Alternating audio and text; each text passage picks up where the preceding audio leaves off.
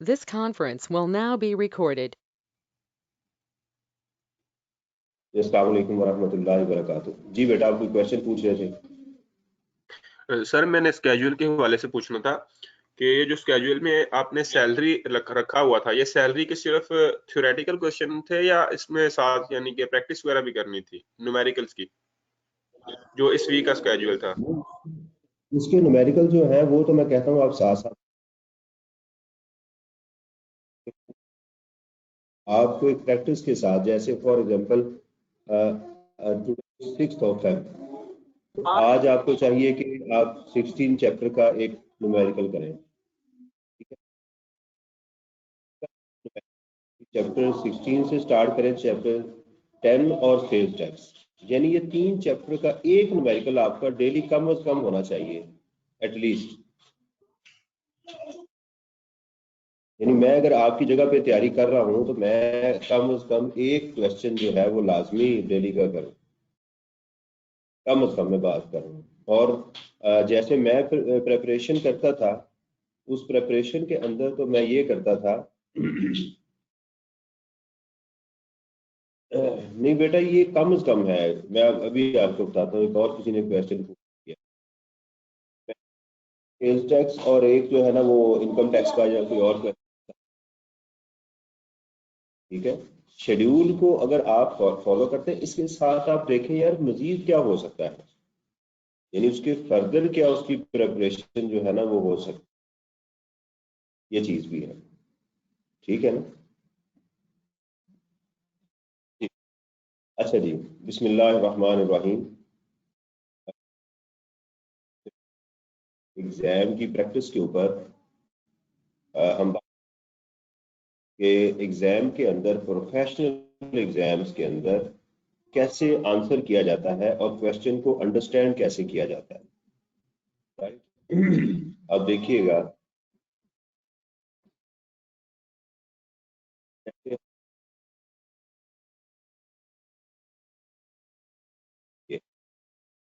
Abid is the legal representative. ये देखिएगा पहले वर्ड क्या है, लीगल रिप्रेजेंटेटिव। ये लीगल रिप्रेजेंटेटिव है of his grandfather since his death, उसकी डेथ हो गई उसके ग्रैंडफादर की, ऑफ 10th July को। ठीक है जी, and manage his estate with worth ₹28 million, और उसके ग्रैंडफादर की जो वेल्थ थी वो कितनी थी, 28 million की। 2 Jan X9, ये देखिएगा उसके तकरीबन 1-1.5-2 साल के बाद he received a ने उनको एक नोटिस दिया requiring him to make payment of 0.8 million against his grandfather's income for the tax year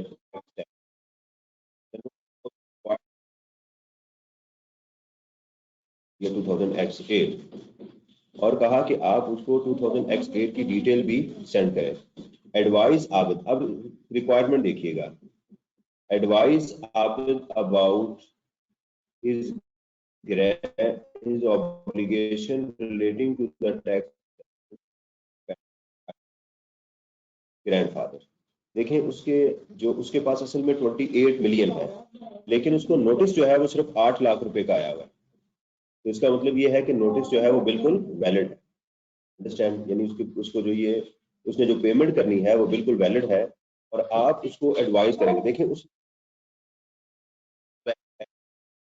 ये बात नहीं पूछी, उसने पूछा है कि ऑब्लिगेशन ही ऑब्लिगेशन, उसकी ऑब्लिगेशन ये है सवाल, इसको आपने high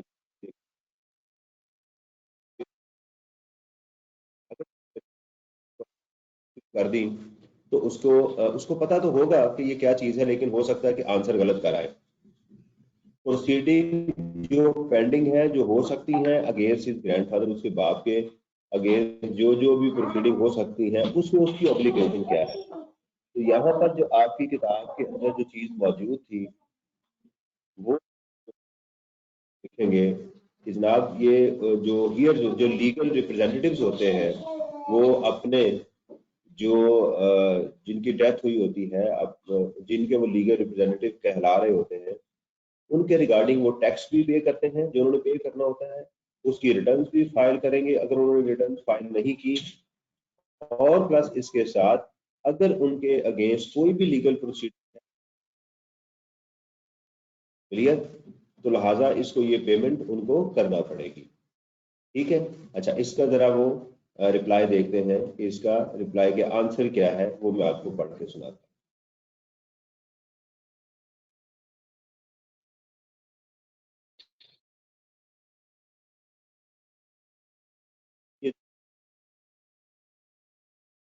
Exam.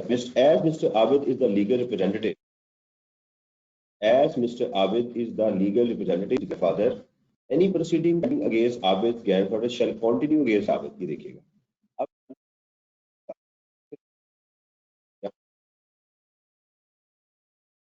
from the stage at which it stood on the date of his grandfather death, जब से उसके बाद ग्रैंडफादर की डेथ हुई है उसके बाद फ्रॉम द डेट, जो उसकी डेथ के पहले वाले मामला का भी और बाद वाले। Further, any proceeding which could have been initiated against the deceased if he had survived may now be initiated against मरहूम की थी वो इसके खिलाफ स्टार्ट हो। Abid is also liable for any tax which would have been payable, जो कि पे होना था by his deceased grandfather. However, such liability is limited to the extent of this. ये liability इससे ऊपर नहीं जा सकती, लिहाजा 0.8 मिलियन उसको पे करना। ठीक है जी, तो इस ये हो सकता है कि अक्सर, लेकिन स्टाइल क्या है? अच्छा आप ये सवाल कर सकते हैं कि सर क्या एग्जैक्ट ये वर्डिंग होनी चाहिए? नहीं, वर्डिंग आप अपनी कोशिश करें अंग्रेजी ठीक हो, लेकिन आप उसको इसके गार्डिंग, लेकिन इसकी हेडिंग जरूर देनी चाहिए क्वेश्चन के अंदर। ठीक है, द रिस्पॉन्सिबिलिटी या लीगल ऑब्लिगेशन।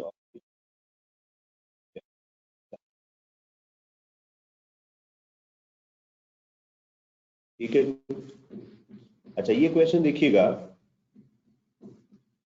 जो नेक्स्ट आपको नजर आ रहा है स्क्रीन के ऊपर। Certain types of payments by a private company. Private company, कौन सी प्राइवेट कंपनी? जो कंपनीज एक्ट के अंदर है, to its share holder dividend under the income tax ordinance 2001, dividend treat की जाती है। ये मार्च 2019 में क्वेश्चन आया।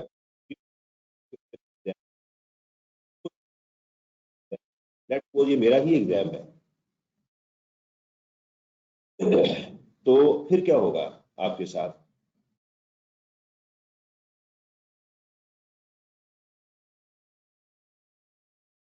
ठीक है जी,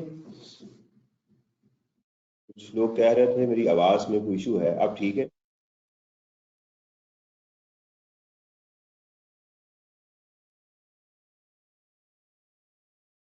भी आवाज ठीक हुई है मेरी या नहीं हुई?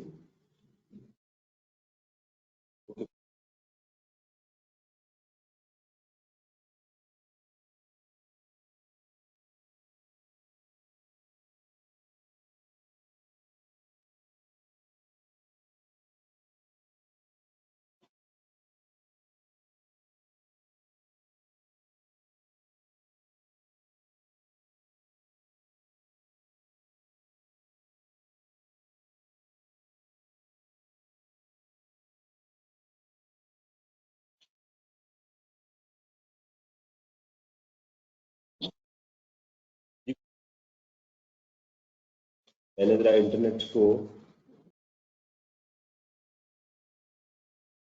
जी अब ठीक है बेटा आवाज?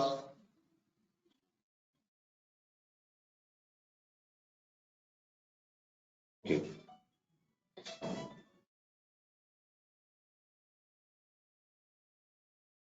अस्सलाम वालेकुम।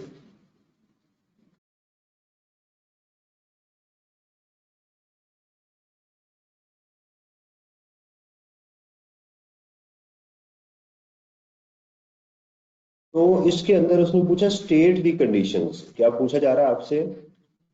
स्टेट दी कंडीशंस, ये बात सुनिएगा, condition necessary exception to the rule. जरा अब जरा ध्यान से देखिए, इस क्वेश्चन के अंदर दो बातें पूछी गई हैं, कीप इन माइंड। कितनी बातें पूछी गई हैं? दो। अगर कोई स्टूडेंट एक बात का रिप्लाई करेगा तो उसको ये पूरे मार्क्स नहीं मिलेंगे एग्जाम में। State the conditions necessary. क्या है कंडीशंस? क्या कंडीशन नेसेसरी है? Question number 1, for the application of this rule, इस रूल के अप्लाई।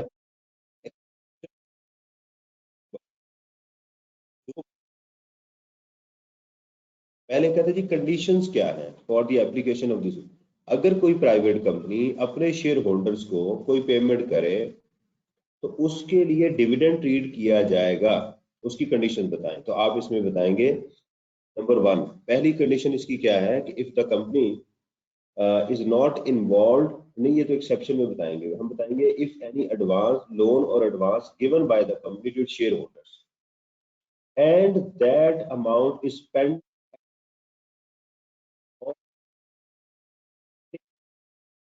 उस शेयर होल्डर के पास, उसने साल के एंड तक उसको पे नहीं किया at the end of the tax year, then it shall be treated as dividend. उसको डिविडेंड ट्रीट किया जाएगा। ये कंडीशन है इसकी। The company should be a private company. ये कंपनी प्राइवेट कंपनी होनी चाहिए अकॉर्डिंग टू कंपनीज एक्ट। ये कंडीशन है। अब वो कहता है जी इसकी एक्सेप्शंस टू, इस रूल की एक्सेप्शंस बताएं। अब ये सुनिएगा बात। कहता है रूल की एक्सेप्शंस बताएं। एक्सेप्शन से क्या मुराद है कि कब एक प्राइवेट कंपनी अपने शेयर होल्डर को पेमेंट करे और वो पेंडिंग हो फिर भी उसको डिविडेंड ना ट्रीट किया जाए। एक्सेप्शंस की हेडिंग देंगे और इसमें बताएंगे if the company is involve in loans. अगर कंपनी का कारोबार ही ये है तो वो कंपनी अगर अपने शेयर होल्डर को लोन देगी तो उसके लिए ये ट्रीट नहीं किया जाएगा। इस रूल में वो ट्रीट नहीं किया जाएगा। वापस कर दिए तो फिर ये डिविडेंड ट्रीट नहीं होगा। ठीक है, मतलब नेक्स्ट ईयर में अगर उसने पेमेंट कर दी तो फिर भी इसको डिविडेंड नहीं होगा। तो जो हम होगा रिफंड कर देगा जो उसने पे किया होगा। तो क्वेश्चन जरा देखिएगा कि असल में जो चीज नोट करने वाली है वो क्या है। क्वेश्चन में जो चीज नोट करने वाली ये है कि इसमें क्वेश्चन को आइडेंटिफाई करना असल चीज है। क्वेश्चन को आइडेंटिफाई करना, मेरा फोकस क्या है, मेरे से पूछा क्या जा रहा है। I am just not talking about taxation. मैं पूरे सीए की बात कर रहा हूँ। मैं पूरे सीए की बात कर रहा हूँ कि आपसे। अब देखिएगा लास्ट क्वेश्चन में क्या था, ऑब्लिगेशन पूछी जा रही थी। उस चीज को हाईलाइट ताकि वो मैं उसको आंसर कर सकूं। ये इंपॉर्टेंट है।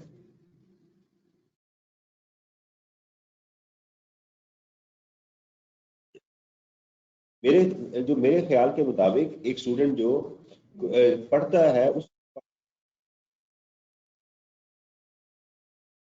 उसका पास पेपर करना ज्यादा जरूरी होता है। ठीक है, अब देखिएगा नेक्स्ट क्वेश्चन जो है ये है जी मार्च 2019 का। आपका साथ मेरा हाइलाइटर भी नजर आ रहा है जिससे मैं हाईलाइट, क्योंकि मुझे तो नजर आ रहा है माइट भी कि आपको ना।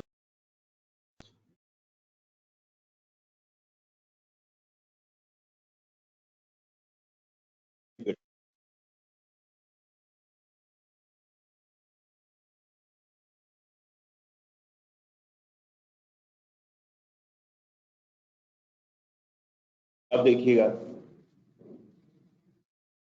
क्या आपको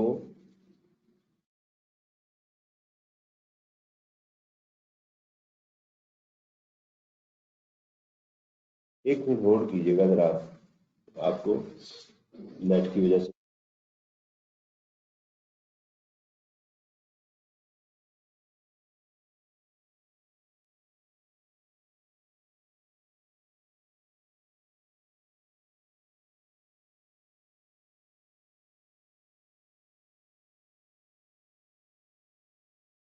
जी मैं दोबारा उसको ज्वाइन करता हूँ। मैं किसी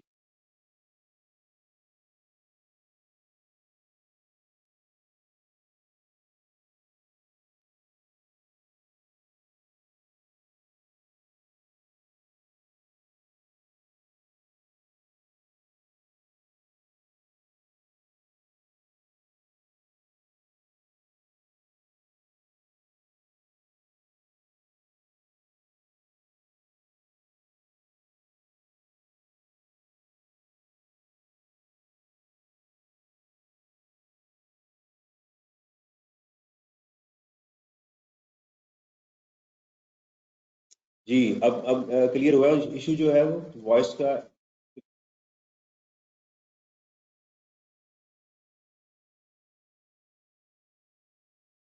जी इट्स ओके। नहीं जी। अच्छा जी, अब हम बात इसमें कर रहे थे कि इसमें अगला जो क्वेश्चन है इट इज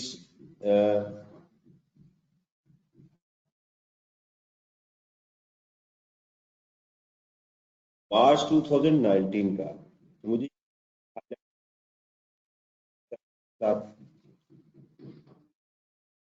मार्च 2019 अज्यूम करें कि आप इस क्वेश्चन में बैठे हुए हैं, तो आप इसका रिप्लाई क्या करेंगे?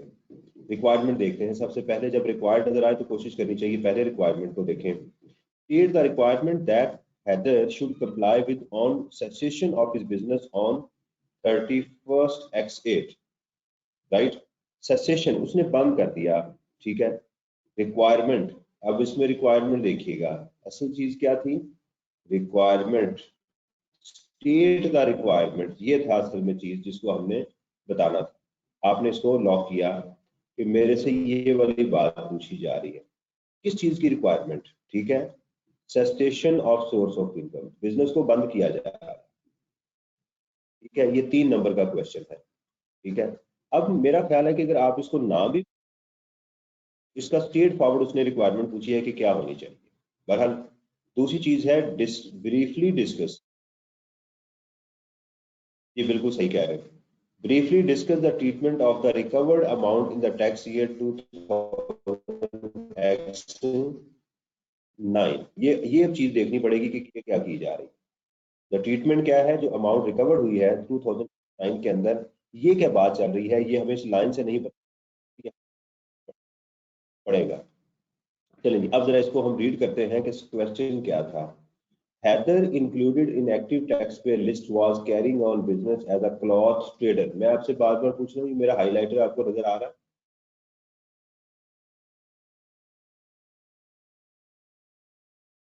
ऑन जी थैंक यू।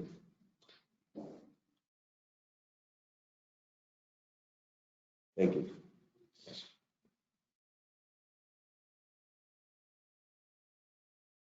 जी। On 28th of 10th there was a fire in his shop and the entire stock of his costing this was destroyed। तो घर जो था वो सारे का सारा क्या हो गया? डिस्ट्रॉय हो गया। The insurance company refuse to pay the claim. Insurance company ने क्लेम पे नहीं किया। Consequently Haider seized his business. जनवरी ने उस बेचारे ने अपने कारोबार को बंद। यहाँ पर कोई सवाल नहीं है, इस पूरे जस्ट इंफॉर्मेशन मौजूद है। After cessation of business Haider filed an application able to recover this as a full and final settlement from the। दो सवाल आपसे पूछे गए, कारोबार बंद करते हुए क्या करना चाहिए? दो काम लॉ ने कहे हैं। नंबर 1, आप अपनी विद इन 15 डेज एक फाइनल रिटर्न फाइल करेंगे। एंड नंबर 2, आप क्या करेंगे?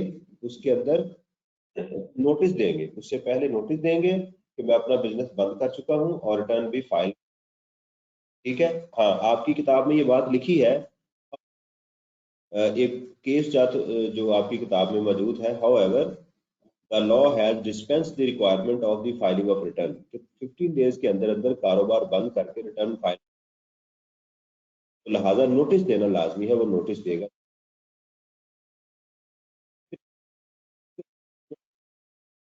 2009 तो लॉ ये कहता है कि वो अब वो कोई रिक्यूब्ड एक्सपेंडिचर में गालबन हमने ये बात पढ़ी थी, अगर आपको किसी भी हेड्स ऑफ इनकम में कोई रिकवरी होगी तो वो उसी में जाके टैक्स होगी। ऑल्दो आपका कारोबार बंद हो चुका हुआ है, ये 2009 के अंदर आप अपने बिजनेस के अंदर इसको शो करवाएंगे कि ये मेरी इनकम है, राइट? आप इसको अपनी इनकम डिक्लेयर करेंगे। ये चीज है, ये दो इसमें रिक्वायरमेंट थी आपकी। ओके, अब देखिए दो डिफरेंट चैप्टर से आपके पास टेस्ट होती आ रही।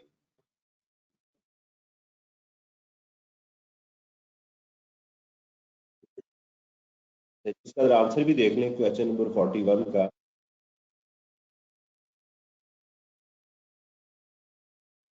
ये इसका आंसर है जी। Either should give a notice in writing to the commissioner regarding the discontinuation of his business within 15 days. He is also required to furnish return of income on his own or notice. The return should cover the period this and this. ठीक है, आप देख लें, वो high court का reference नहीं दिया हुआ। इफ एनी टैक्सेबल एक्टिविटी, अगर इस पार्ट 2 है, ठीक है, आपने प्रॉपर इसकी हेडिंग देके इसका रिप्लाई एग्जाम में करना। If any taxable activity has ceased and consequently any benefit is derived from this activity, then it shall be taxable in the normal manner.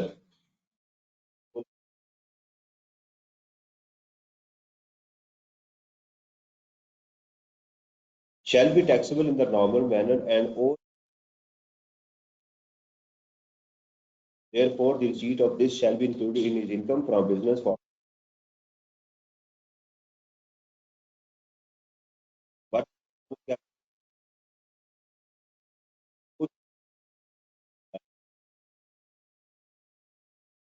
चले जी।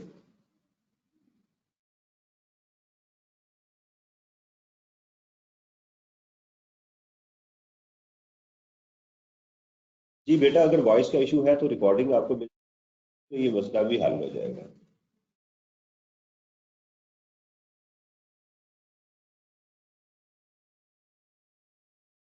मैं दोबारा जरा नेट को चेक करता हूँ।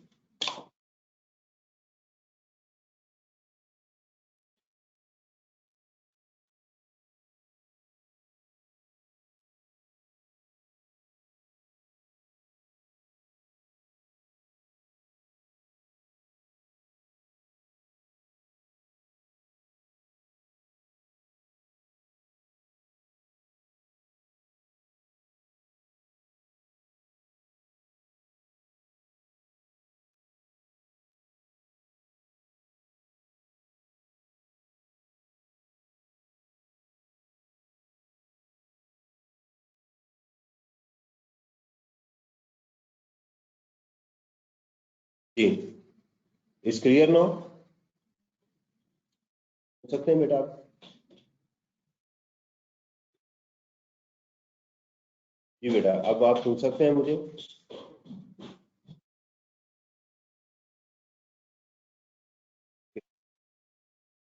अब देखिएगा कि हमारा ये जो नेक्स्ट क्वेश्चन है, अब इसमें देखें कहीं रिक्वायरमेंट कि आपको कहीं पर भी इसकी जो है वो रिक्वायरमेंट नजर नहीं आ रही। ये है question number 4A, September 2000।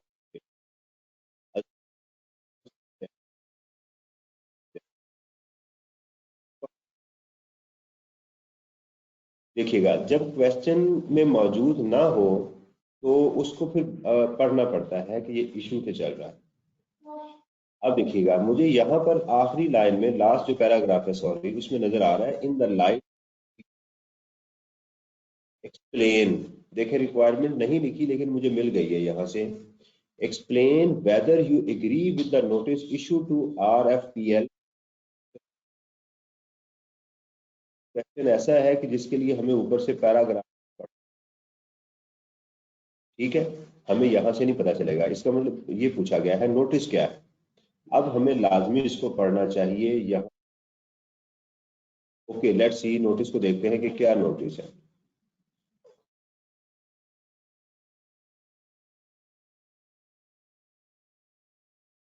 On 25th of August, the officer of inland revenue, ये डेट आपने जरा नोट करनी है।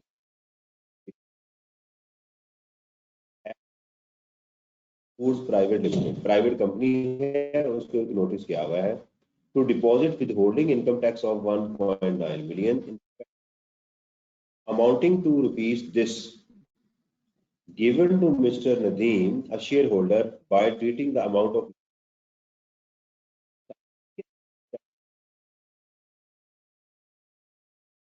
ये इशू क्या है। एक प्राइवेट कंपनी है, उसने अपने शेयर होल्डर को लोन दिया, तो उन्होंने कहा कि by treating the amount of loan as dividend was served to the company on 30th 8. According to RPL record, the loan was on 25th of this when accumulated profit of the company was this। ये देखिएगा, हाँ शाबाश, ये आपने बात सही की है। मैं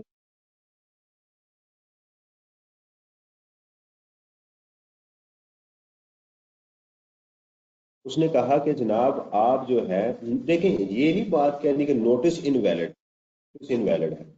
देखें उसने कहा कि उसने लोन दिया था 30 ये, लेकिन उनके पास उस वक्त जो एक्यूमुलेटेड प्रॉफिट, ठीक है, उसने पूछा कि ये नोटिस जो है वो वैलिड है, issue whether you agree, notice के साथ एग्री है, तो आप इसमें लिखेंगे कि जनाब ये जो नोटिस है वो इस वजह से गलत है। नोटिस में डिविडेंड का होना तो ठीक है, लेकिन ये नोटिस इसलिए गलत है कि उस वक्त 12 मिलियन, तो लिहाजा ये नोटिस जो है वो उसमें गलत है। उस जो उनका जो एक्यूमुलेटेड प्रॉफिट था जो दिया गया था वो ये वाला था, when accumulated profit to the company was ₹12 million, तो मैक्सिमम उस तक हो सकता है। दूसरा, अब क्या ये नहीं बनता, ये भी देखना पड़ेगा। तो इसका 15% तक जो है उससे मांगा जा सकता है कि आप इसका टैक्स विदहेल्ड करें। अंडरस्टैंड, ये बात हो सकती है। चलें इसका देखते हैं कि प्रोफेशनली उन्होंने क्या रिप्लाई किया क्वेश्चन नंबर 40 का।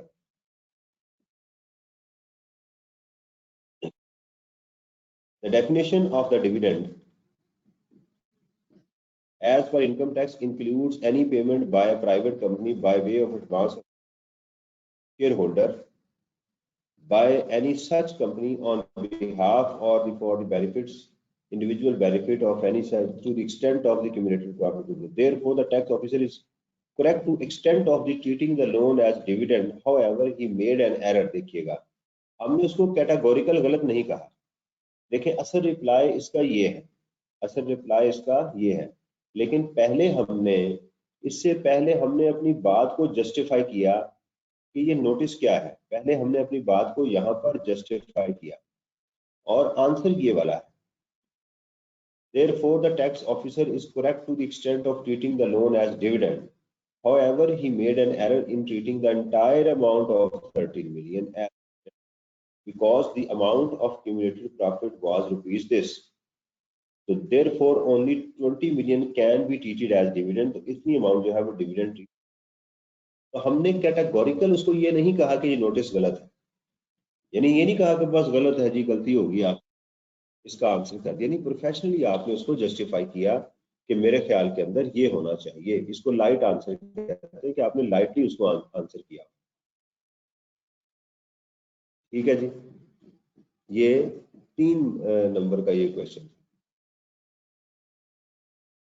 आगे देखिएगा, मार्च 2018 में under the provisions of income tax ordinance compute taxable income और loss under the correct head taxable income calculate करनी है। टैक्सेबल इनकम के आते ही जहन में आपके पास 5 हेड्स आने चाहिए, salary, income from property, business income, capital gain, income from other sources, और उसकी डिडक्टिबल अलाउंसेस माइनस करने। Separated from her spouse due to certain disagreements. Under an agreement to live apart, her and paid cash of 150 per month as support payment. The fair market rent of the house is ₹50,000। ठीक है, जो उसकी fair market of the rent of the house है वो 50,000 per month है। देखिएगा कि अगर किसी स्पाउस को कोई भी चीज मिले तो वो एग्जाम्प्ट होगी, उसको अपने जो है वो इनकम मिलेगी तो वो क्या होगी, एग्जेम्प्ट मिलेगी। और प्लस उसको क्या मिल रहा है, हर महीने 150,000 पर मंथ सपोर्ट पेमेंट भी मिल रही है। ठीक है, हर महीने उसको मिल रही है। And fair market value of the rent, ये हमारे लिए रेलेवेंट क्या है, इररेलेवेंट बात की गई है। लॉ ने ये नहीं कहा कि उसको जो चीज देंगे उसकी फेयर मार्केट वैल्यू देखी जा रही है, गलत है, इसका हमारे साथ कोई ताल्लुक नहीं है। उसको जो घर दिया गया उसकी जो फेयर मार्केट वैल्यू होगी उसके लिए उसकी इनकम बनेगी और वो एग्जाम्प्ट हो जाएगी।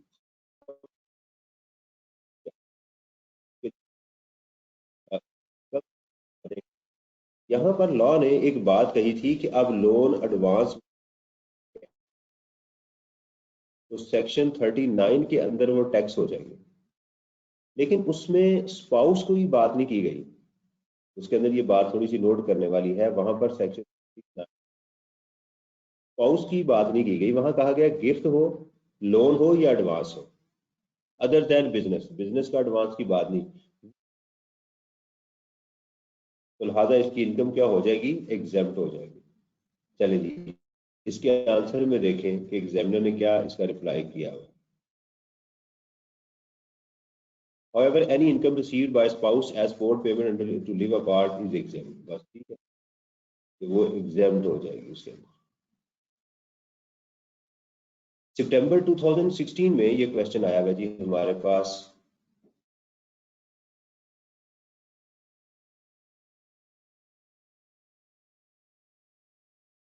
कितने का जी, 6 मार्क्स का, 2 2 और 2।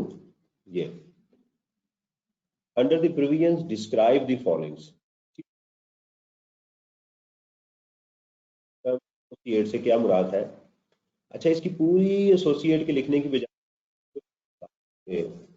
शॉर्ट फॉर्म में लिख, क्योंकि ये बड़ी लंबी चौड़ी डेफिनेशन है एसोसिएट्स की, तो लिहाजा आप इसकी छोटी डेफिनेशन भी एग्जाम में प्रोड्यूस कर सकते हैं। Circumstances in which a member of an AOP association may be regarded as associate। member और एसोसिएशन AOP कब एक दूसरे के साथ एसोसिएट हो सकते हैं, इसमें आप 50% वाला रूल लिखेंगे। इसका मतलब ये हुआ कि यहाँ जो आपने लिखनी है बात एसोसिएट से क्या मुराद है, तो आप बताएंगे when a person acts on the behalf of the other person or both person acts on the behalf of the third person, they are termed as associate। तो यहाँ पर आप अलग बात करेंगे, member of an AOP of the person and the association में, तो आप इसमें 50% वाला रूल बताएंगे कि अगर एक मेंबर के पास किसी फर्म के 50% या उससे ज्यादा शेयर्स हों तो वो मेंबर और AOP आपस में क्या होंगे, एसोसिएट मेंबर्स बन जाएंगे। कहते हैं situation in which member of an AOP may not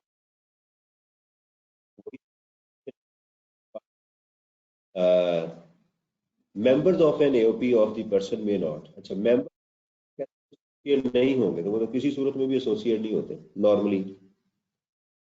ठीक है, मेंबर जो होते हैं वो आपस में एक दूसरे के एसोसिएट नहीं होते। ये तो नॉर्मल यही सिचुएशन है। देखते हैं एग्जामिनर ने इसके ऊपर क्या बात की।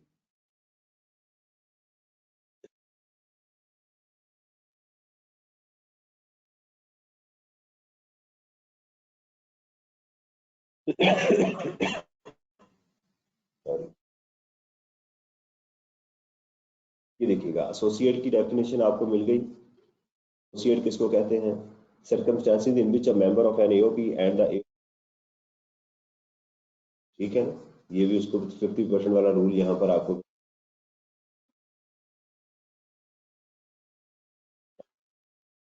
अच्छा,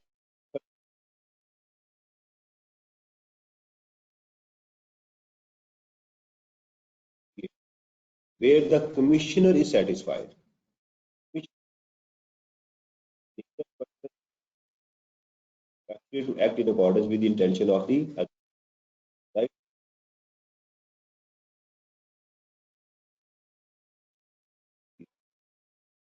लेकिन वो क्या नॉर्मली तो नहीं होते। नॉर्मली मेंबर जो है वो AOP के आपस में एसोसिएट नहीं होते, ये बात हम उसमें कह सकते हैं।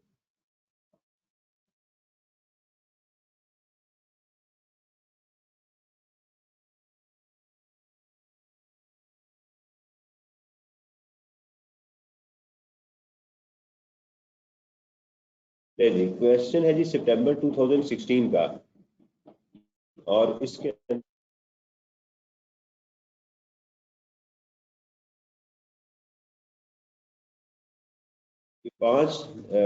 2 इसके पार्ट्स हैं। आपने हमेशा याद रखें अगर किसी क्वेश्चन के 2 पार्ट्स हैं तो 2 कहते हैं जी describe whether tax authorities would B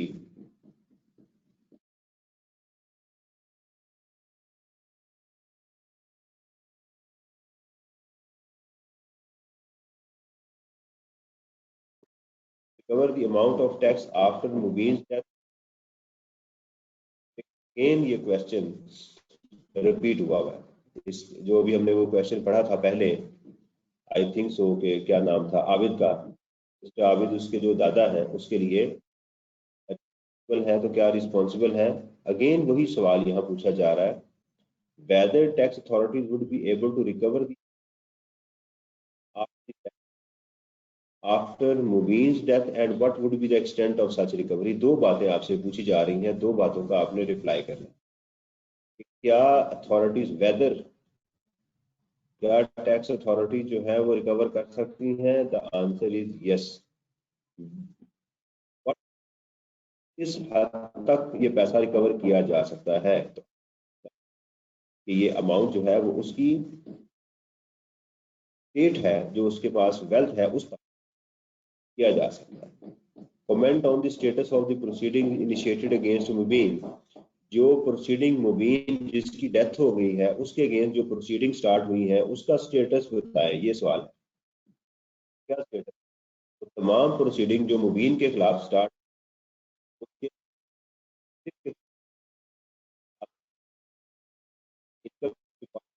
proceeding against Mubin issued a demand notice requiring him to pay the outstanding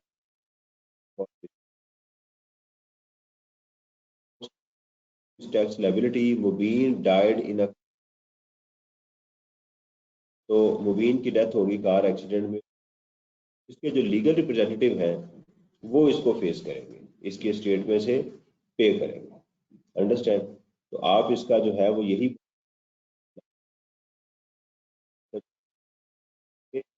तो आप बताएंगे कि ये जो अथॉरिटीज हैं ये अमाउंट को रिकवर करेंगी किससे? उसके लीगल रिप्रेजेंटेटिव से। किस हद तक? जो उसकी स्टेट होगी। ये दो रिप्लाई आपने अलग अलग पैराग्राफ में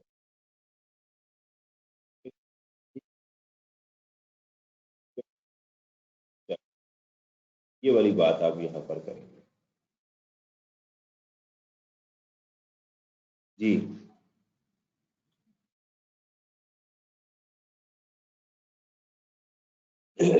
जी ठीक है बेटा।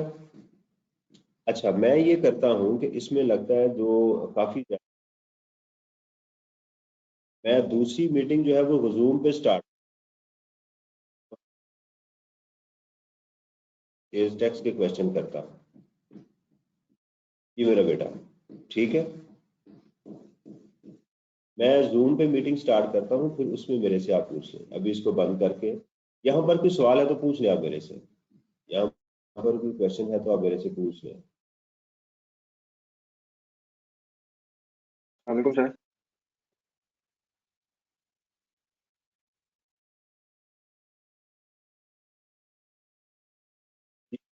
ये आवाज आ रही है? मुझे बताएं। ये ना कुछ जनरल रूल्स आपसे पूछने थे कि जैसे हम कॉटेज इंडस्ट्री से परचेज करें तो उसमें हम इनपुट टैक्स क्लेम नहीं करते, तो अगर हम सेल्स उनको टैक्स की सेल्स करें तो ट्रांसपोर्ट टैक्स।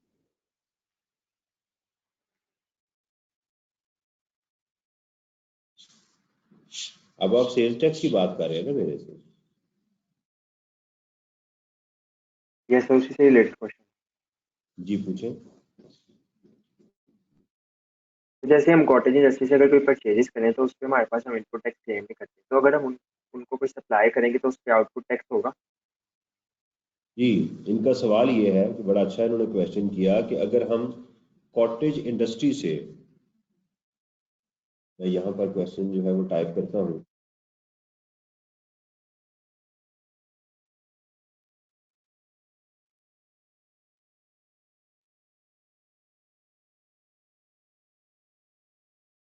ये क्वेश्चन पूछ रहे हैं सप्लाई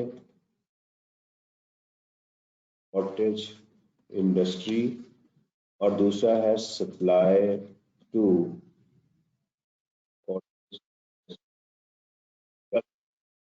देखिए अगर आप सप्लाई लेंगे from cottage industry claim input tax, आप इनपुट टैक्स क्लेम नहीं कर सकते। ठीक है, पहली बात बड़ी क्लियर है। कॉटेज इंडस्ट्री अनरजिस्टर्ड पर्सन को कहते हैं और वो आपको इनवाइस नहीं दे सकते। उसके बाद है supply to cottage industry.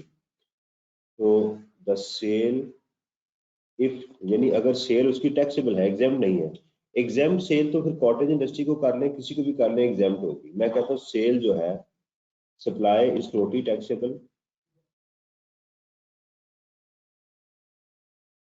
Taxable, and you कितना होता है, राइट? आप दोनों चीजें आपके ऊपर लगेगी। ठीक है, ये दोनों चीजें लगेगी क्योंकि कॉटेज इंडस्ट्री अनरजिस्टर्ड पर्सन है ना, अप्लाई करेंगे तो वो होगी। हाँ, अगर आपने कॉटेज इंडस्ट्री को उसके यूज के लिए दी, ये बात और चीज है, कोई सप्लाई दी जिसके लिए वो एंड कंज्यूमर है, मसलन उसने चेयर आपने आपसे मंगवाई,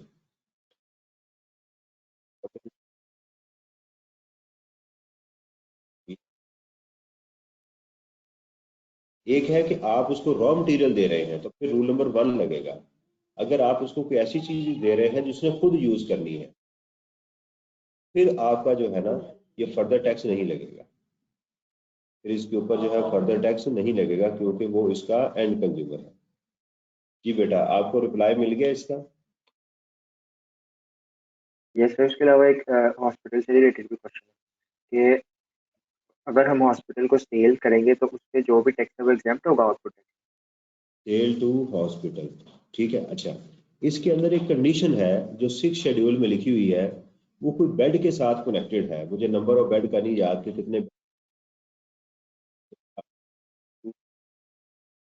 हॉस्पिटल, ये पढ़ लीजिएगा, उसमें 6 शेड्यूल में लिखा हुआ है। उसके बेड का है कि हैविंग मिनिमम, उसके बेड्स कितने होने चाहिए।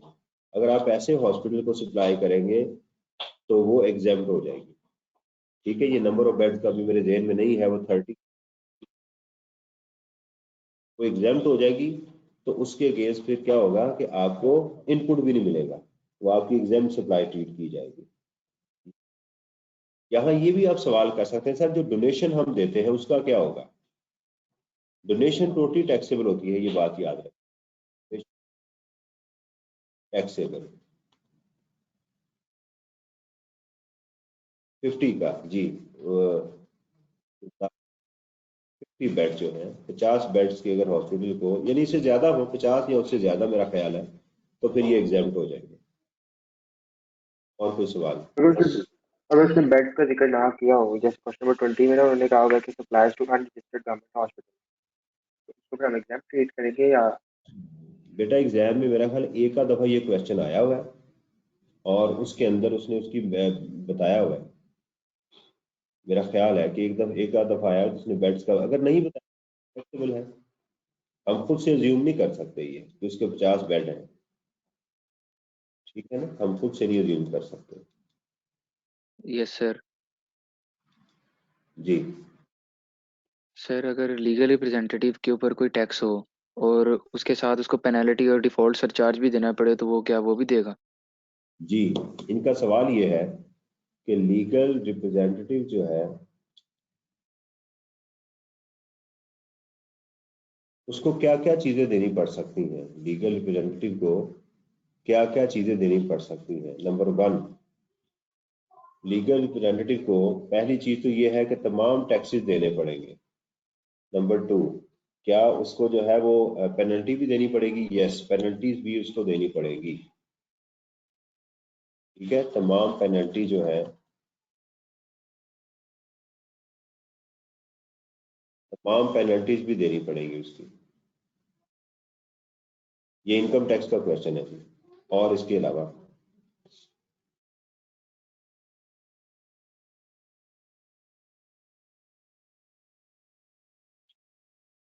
अच्छा जी, अभी मैं ना आपको जूम का लिंक अभी सेंड करता हूँ, उसके ऊपर फिर मैं सेल्स टैक्स का एक क्वेश्चन जो है आपके साथ डिस्कस करता हूँ। इसी तरह आप मुझे इनकम टैक्स का भी, बिजनेस का क्वेश्चन बता दीजिएगा, फिर किसी और सेशन के अंदर वो भी फिर मैं आपसे डिस्कस कर लूँगा, राइट? तो मैं ये आपको इसमें भेज रहा हूँ। ठीक है, इस मीटिंग को एंड करता हूँ, तो उस पर मैं चलता हूँ।